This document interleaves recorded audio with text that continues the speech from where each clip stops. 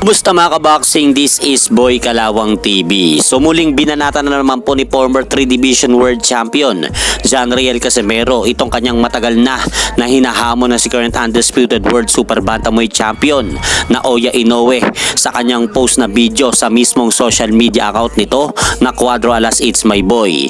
At sinabi nito na sino naman po daw ang ipinalit na makakalaban ni Naoya Inoue sa darating na January 24 dahil hindi po daw kilala ni Cuadro Alas ang makakalaban nito sa ibabaw ng ring.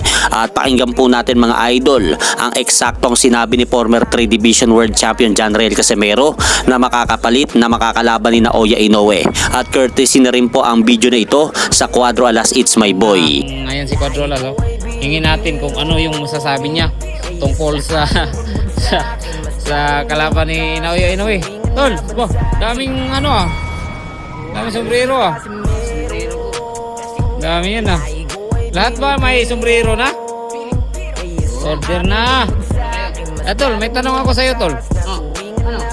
May ako sa'yo ba? Ano yung masasabi mo sa kalaban ngayon ni Naoya Inoue? Parang naghahanap na naman ng kahit sa yung parang mamahinang nila lang ba?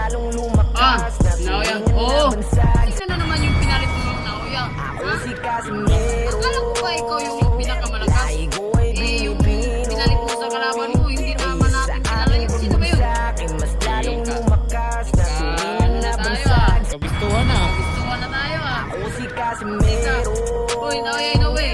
Ikaw ang tunay na malakas. Bigyan ka na ako sa'yo.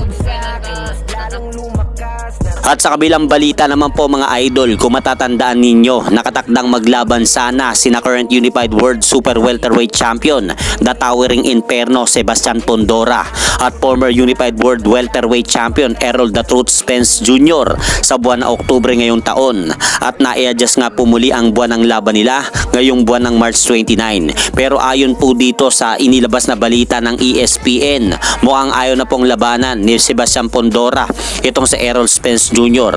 dahil balak nga po daw nitong idepensa ang kanyang mga hawak na titulo sa ibang boksingero. Kaya bad news nga po itong maituturing para kay Errol Spence Jr. Dahil kung matatandaan po natin, umakyat pa nga po itong si Errol Spence Jr. sa ibabaw ng ring upang hamunin po nito si WBO at WBC World Super Welterweight Champion, the Towering Inferno Sebastian Pondora, na maglaban sila. Kaya po ngayon, parang ibinabypass nga po siya ng kampo ni Sebastian Pondora dahil may pag-uusap na nga po sila ng kampo nito na maglaban sila ngayong taon. At umaasa nga po si Errol Spence Jr. na siya ang makakalaban nito sa ibabaw ng ring. Pero ngayon mga idol, parang nagbago na nga po ang plano ng kampo ni Sebastian Pondora. At hanggang dito na lang po muna ang aking update sa mga aganapan sa mundo ng boxing. At syempre mga idol, huwag nyo rin pong kalimutan, pakisuportahan nyo naman po muna ang ating munting channel. Maraming salamat po.